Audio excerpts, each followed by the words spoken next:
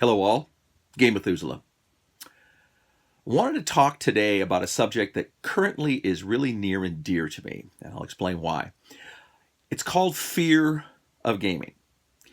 And it's an odd situation because, of course, most of us are gaming because it's a pastime and it's fun and it's creative and it's a great way to enjoy our off time. But there's sometimes when the fear of gaming becomes a problem, and I noted it this week big time. Because by last weekend, I had finished all the information I needed to get my Patreon started. I had my pitch video script ready to go. I had the thank you video done. I had all my levels figured out, at least I think so. And I was just ready to do the last 5-minute video and a little thank you video and push the go button and I'd be ready to go. And then the fear comes. It all ran in, well, I don't have enough followers, and really I'm not that good on the technology. I'm kind of a fish out of water. And, I do everything sort of written down, and that's so old school. Does anyone want to see that with photographs and miniatures and sets and things I build up? Or they going to want it on Adobe, and I have to do maps on the computer.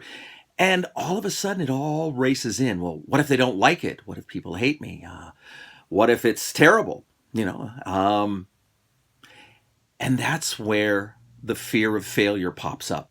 And it's been that way all along. When I was a sales manager back in the real world, I used to tell all the new salespeople, I said, there's only one thing you can do to fail, and that's not do it or quit.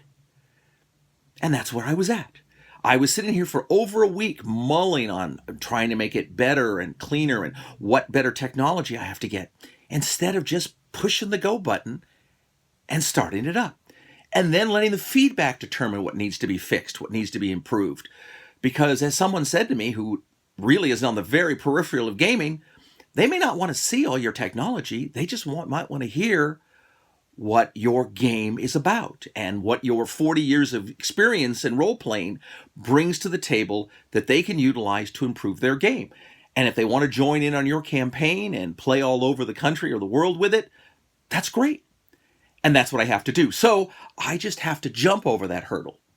But it's strange because this is what I see in gaming all the time. I have great friends who are fabulous gamers, wonderful painters, great people.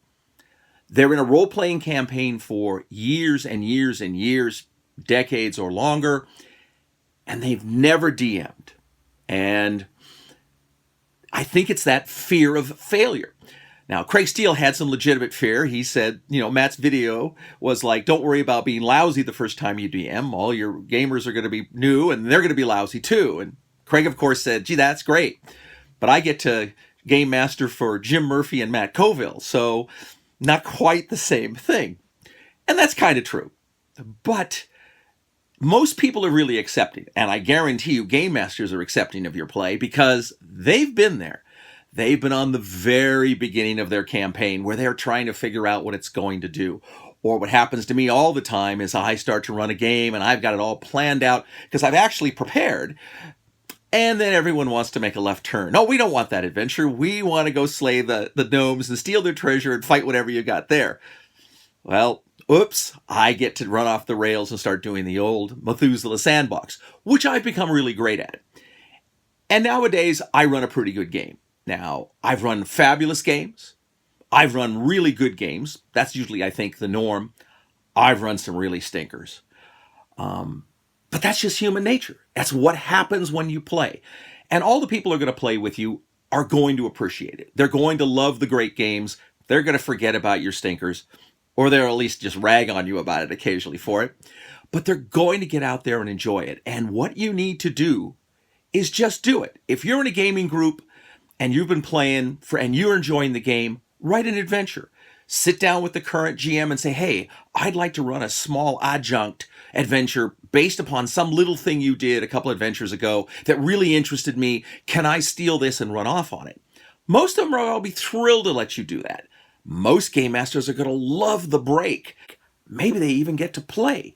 That often is what gets forgotten in game groups, is every time the DM runs a game for you, he's put in hours of preparation, even me.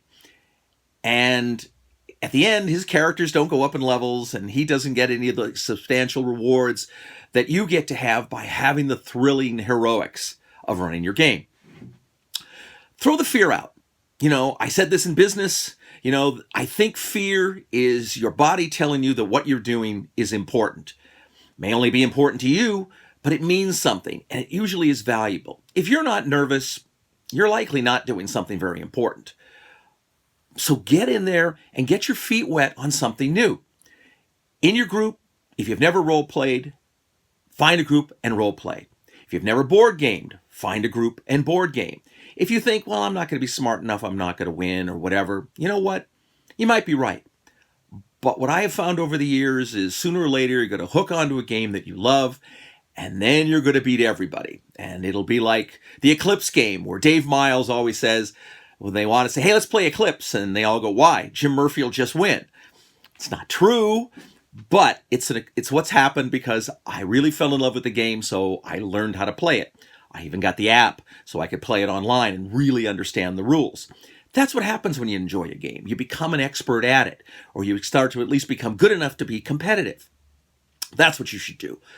But something that's important, with what we've been talking about lately, is in any of the role-playing games, which I think are fabulous to play, you need to be part of it, and to be part of it, you need to game master. Matt's done a great double of videos on how to get started and how to do the basics. It's not difficult.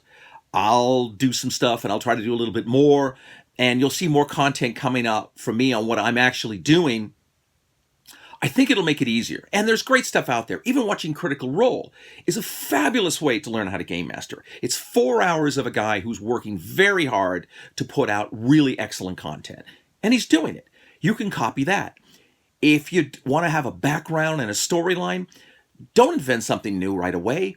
Find a book you love to read. Poul Anderson's The Broken Sword was a huge one for me. Maybe it's just Lord of the Rings or The Hobbit. You can steal anything and basically set up your own little campaign version in that. You'll find that running an entire campaign, maybe just in a very small area, with everybody being sort of very small players in a big picture. It doesn't have to be massive to start, but you'll get there, and eventually you'll run these fantastic epic adventures that you never knew you had in you, but you do.